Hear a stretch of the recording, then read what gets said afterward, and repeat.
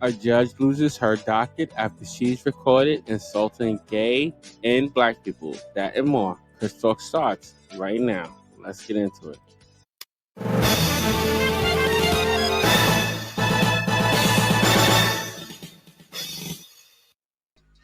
All right, listeners, welcome to another episode of the show. I am your host, Chris Talks. All right, let's get into the top topic for this episode, which is it's going to bring us to Michigan. A Michigan judge loses docket after she's recorded insulting gay and black people. Yeah, I know. All right, as always, I'm going to let Sarah, my AI, take over this story and report it to you, and I'm going to give you my view and my opinion at the end of it. All right, let's get into it. All right, hit it. Thank you, Chris. A suburban Detroit judge is no longer handling cases after a court official turned over recordings of her making anti-gay insults and referring to black people as lazy. Oakland County probate judge Kathleen Ryan was removed from her docket on August 27 for unspecified misconduct. Now the court's administrator has stepped forward to say he blew the whistle on her. Secretly recording their phone calls. I just want to make it right. I want to keep my job and do it in peace. Edward Hutton told WXYZ-TV. And I want the people in Oakland County that come to court to get a fair shake. To have their day in court. To have an unbiased trier of fact. The judge didn't talk to the TV station. But her attorneys, Gerald Gleason and Thomas Cranmer, said, "We look forward to vindicating Judge Ryan in the appropriate forum." Probate judges in Michigan handle wills and estates, guardianships and cases that involve the state's mental health laws. In the phone recordings, Ryan uses an anti-gay slur against David Coulter, the county's highest elected official, who is gay. She also referred to blacks in the U.S. as lazy. "I'm not systemically racist. I'm a new racist," said Ryan, who was first elected in 2010. It is legal to record phone calls in Michigan if one party consents. In this matter, it was Hutton who said Ryan had called him at work and after hours for years. Hutton said he sent the recordings in August to Coulter, Elizabeth Clement, the Chief Justice of the Michigan Supreme Court, and other officials. Chief Probate Judge Linda Hallmark then suspended her with pay while she's investigated by a judiciary watchdog, the Michigan Judicial Tenure Commission. Her father, James Ryan, was a state and federal judge. A brother, Daniel Ryan, was also a judge. Back to you, Chris. Let's get into this real quick. All right, grab my air horn real quick.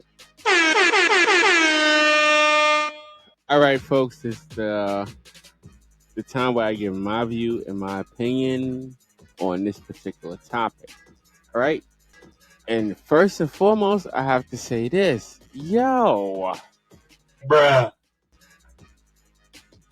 what the are they still paying her for? What are they still paying this person for?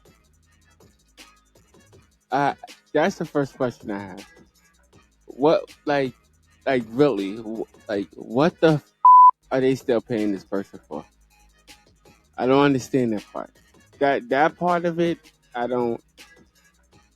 can't get into it. Just with the allegations, and at some extent, they have to be able to prove this. To some extent, they have, to some extent, to some extent, they have to be able to prove this. Wait, what? They have to be able to prove this. Unless they can't go through with what they're going through. They can't. But before I dive too much into it, first and foremost, let's give this person. Can we give them the dummy buzzer real quick? Yeah, we're gonna give them the dummy buzzer. And also, I want to thank what is it? WXYZ TV for this report. We want to thank them for this report. So let's give them a shout out. Also. Round of applause for this report. And this particular report is from where this happened again? Michigan. This is going to bring us to Michigan. Michigan Michigan, I gotta ask y'all, like, yo, what the is going on down there? What's going on? To a judge is put in this place, and this is the question I have. This is a question I have. Because she has been a judge for so long, why didn't they see this in the beginning? Why didn't they see, like, I know there's a process. There has to be a process that judges go through to become judges. You, like, for real, right? Bruh. It has to be. So, in that process, it's I'm sure it's worse than like a jury thing. So they're like going through this whole thing, and they're making. The point I'm trying to make is that they make sure that judges are not biased. Bruh. I mean, you have to make sure a judge is not biased. Am I correct? Bruh. Shouldn't that be like the thing? Ed, come on, man. Come on, give me something here. I mean, you have to. I mean, come on. And at the same time, I think, in my opinion, most of her cases, or if not all, then most of her cases, any case that she has to deal with a person of color, or what they consider a person of color, what the courts consider a person of color. Bruh. I think all those cases should either be brought back or be um, they should be dismissed. Message. You don't agree? You don't agree? All right. Okay. Well, all right. And you agree. Okay. Good. Good. Good. Give you a round of applause for that. Because you was about to get jumped if you didn't. Like, for real. Because I believe this woman, she should have the full force of the courts come down on her as a judge. And this woman was a judge. She wasn't just a judge like for 5 or 6 years. She had over a decade as being a judge. Okay, and then you got to think, over a decade, she viewed the people that came before her, for whatever reason that they came before her, if they were people of color or people who had melanin in them, which we call a melanin people on this show. I'm glad you gave a round of applause to that instead of a laugh this time. Really? Really? Anyway, what we call melanin people on here on this show, she didn't, like, just as a judge, she automatically condemned them. And this is the problem that us as people of color have with the justice system. We have that problem because as soon as we come before the judge, we automatically think that we are being condemned because of our color. In this situation, we are. We are. Because of this judge, Bruh. we are. So for all y'all lawyers or whatever, anybody within this system that listens to this podcast, if you are within that system, this is part. I'm not saying it's the whole, but it's part of the reason why people of melanin color do not trust the justice system. Bruh. This is why we don't trust them. Because somebody like this, who automatically judges us just because we are of color, because a person of color steps in front of this judge, and it doesn't matter the crime. It doesn't matter crime. Just because they are of color, they're automatically guilty. Bruh. This is why we don't. This is why people of melanin color.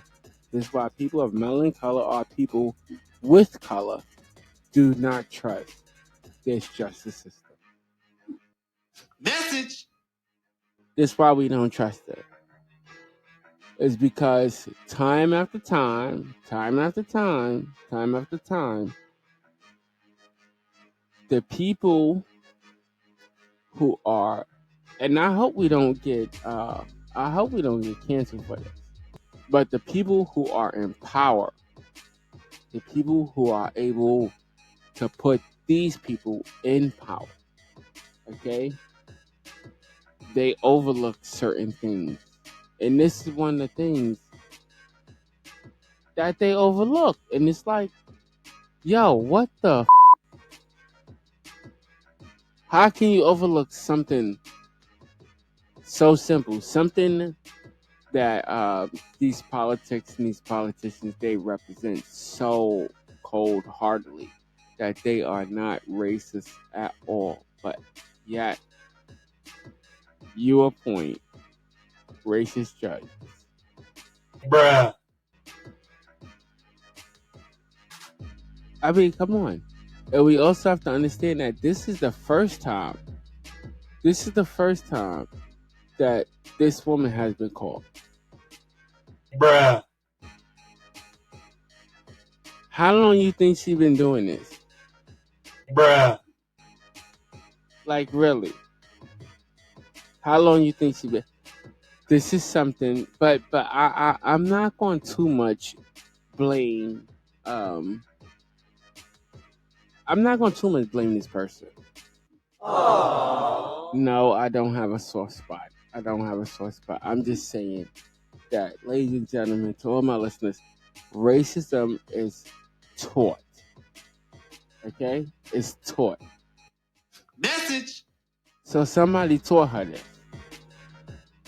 You know what I'm saying? It's taught. Cause hey, man, I'm gonna be serious. You look like a snowball. Bruh. Like, I'm dead serious. You look like a snowball. Like, I don't know. You're in between Caucasian and albino right now. So I don't know. But I mean, the thing we need to do is we need to start seeing each other as human beings and stop looking at each other as a color. Bruh. We need to stop that.